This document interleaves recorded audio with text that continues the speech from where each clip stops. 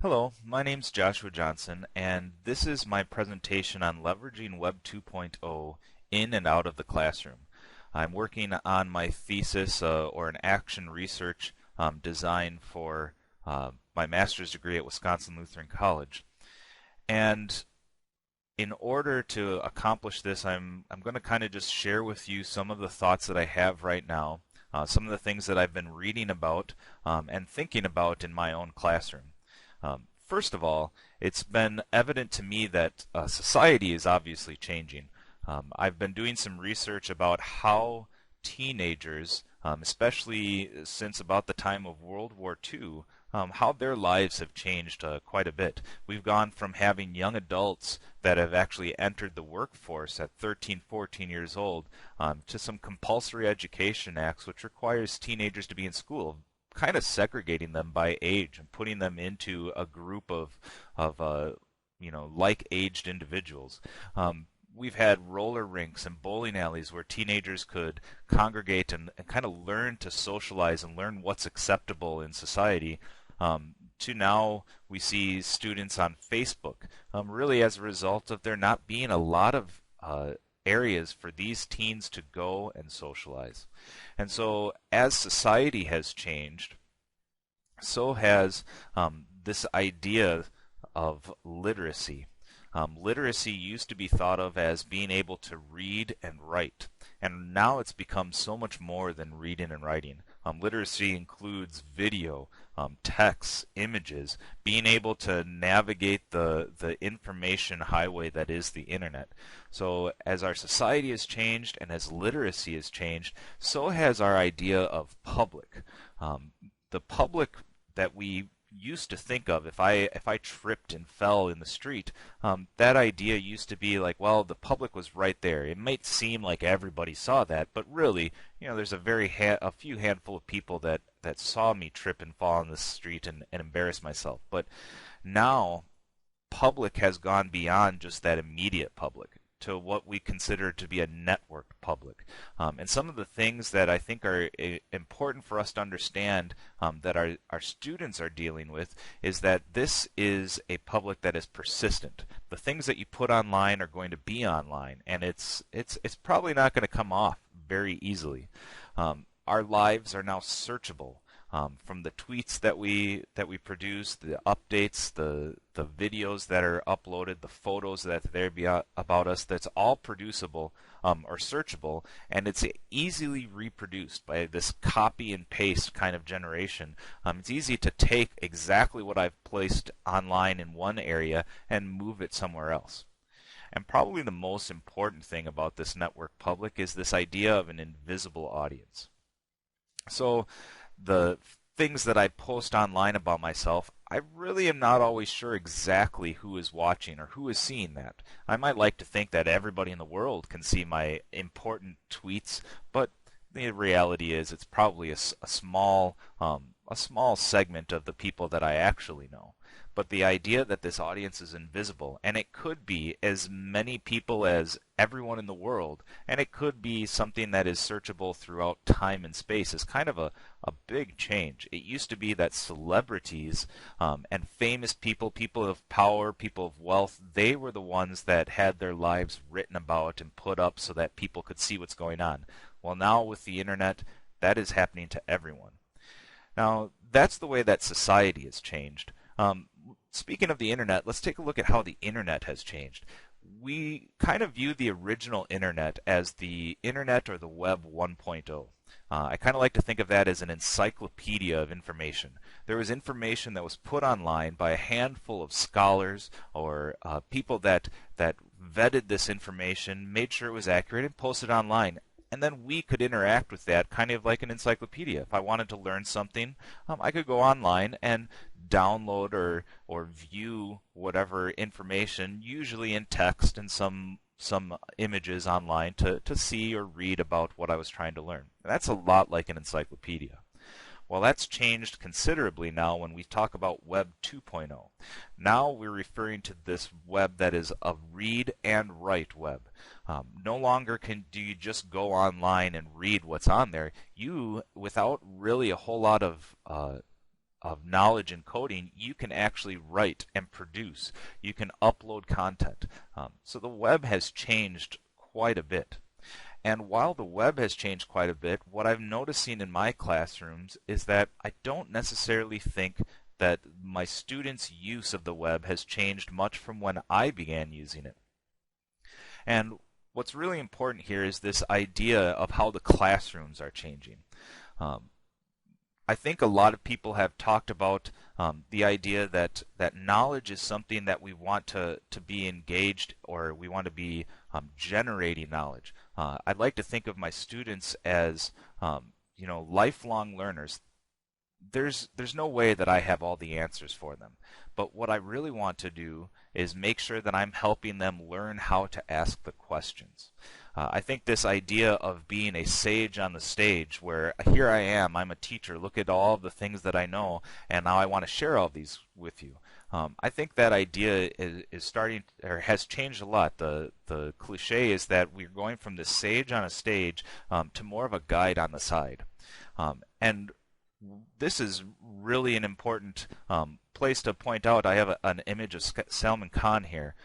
Whether or not you agree or like the Khan Academy, what I think is important is that we're starting to see in some classrooms this idea that, hey, just because I'm the teacher doesn't necessarily mean I am the best one to explain to my students how to do something. If someone else can do a better job explaining it, why should we try and compete with that?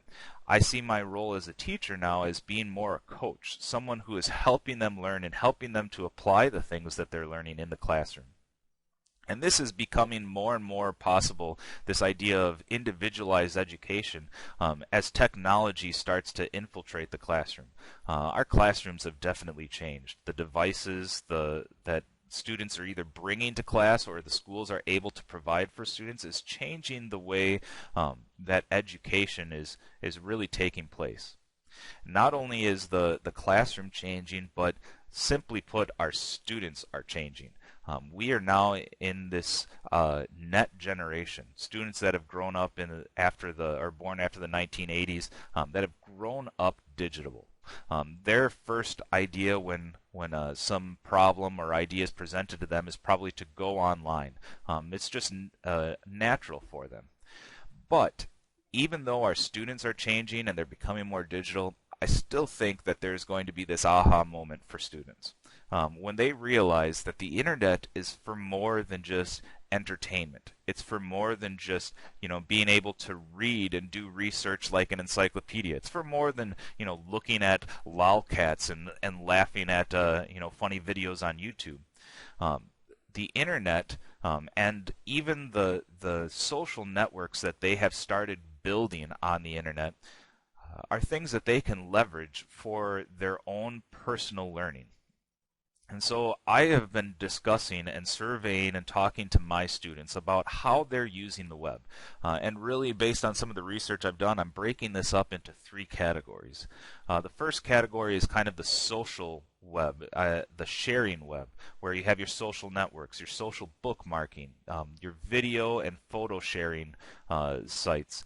The second is websites about thinking. Websites that are usually podcasts or blogs where authors are writing about what they think, forums where we can participate and discuss, ideas, ask questions, get answers, all the way to the creating, or and some of these crossover, but the creating, I kind of think of the wikis and the mashups, the sites where it's aggregated content brought together, or in some cases being able to physically edit this content. And here's where I really see our students are engaged in some of these. But even though we sometimes assume that these young generation of students are just digital natives and they're savvy, they use a lot of these sites, I'm not sure that they quite have connected the use of a lot of these sites to their own individual learning.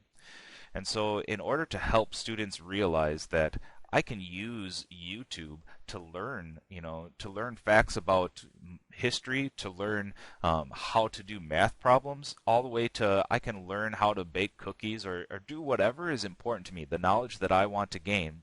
I can go to YouTube to find out a lot of these things. I can actively edit wikis. I can ask questions in the discussion boards and wait for responses. I think this is where we as teachers need to go and spend some time. We need to spend some time both in these spaces, not being afraid to be on these social networks or these professional networks like LinkedIn, to really start to use some of these social bookmarking sites, to get on discussion boards, to edit wikis, to read some blogs, or even create ones ourselves. Now, when we do this, I'm not necessarily saying that these should be things that we're doing in the classroom, but I think that teachers need to spend time learning in these environments. Go in these environments with the idea that I want to learn how to be a better teacher. And I believe that as we learn and as we spend time in these environments, we are going to be able to then model the use of this technology in our class, and then go beyond modeling the use of that technology to actually requiring our students to pick appropriate tools for whatever the task happens to be. And then getting to the point where we truly can be differentiated, where I allow my students to explore the content that we've decided is important for them to learn, but explore that in a way that is appropriate to them, and then share what they've learned in ways that are unique to each individual student. I think that this idea of helping students and inspiring students to be lifelong learners, to view their lives as sponges, that when they're done with school, there's going to be so much more that they want to learn. And it's going to require some of the basics, some of the things that we've always taught, the reading, the writing, the arithmetic. But it's also going to require them to be literate in more different types of technologies. And overall, to remember that technology is not the silver bullet. Technology isn't going to change the fundamentals of good teaching. We still need to be good teachers, but what I'm really interested in is how can we? I want to talk to my students. I want to find out what they're doing online and find out why they're using the sites in the way that they're using them. And I want to really give them some ideas in the action part of my plan is to really get them into different types of learning, different environments that are available through Web 2.0, whether it's using presentations, using wikis, using their social networking to really get out there and try and learn on their own, without me being in front of the class saying, oh, here's how you factor polynomials. I want them to be discovering that for themselves, to be active in that discovery. And then I want to discuss with them how they felt about that, and really probably qualitative kind of research, decide, is this something that is going to be taking over my entire classroom, or am I going to spend units where in this unit not only am I teaching American history in the Civil War, but I'm also teaching them about a few online tools that they're probably already using in some shape or form, and helping them cultivate those tools so that they can be confident, they can be ready to use them when it's important for them to use them. And it's important when they have those questions. And so teaching them to be lifelong learners, inspiring them to use technology, and modeling good use of that technology for them. So those are some of the thoughts that I have about my research. Now, obviously, right now I'm still kind of in the formation stage and haven't started writing the new proposal, I suppose, or the new literature review, but I've been doing a lot of reading. I'd be interested to hear any of your thoughts and any of your advice in things that I've mentioned here. So thanks a lot for watching, and I hope to hear from you soon. Thank you.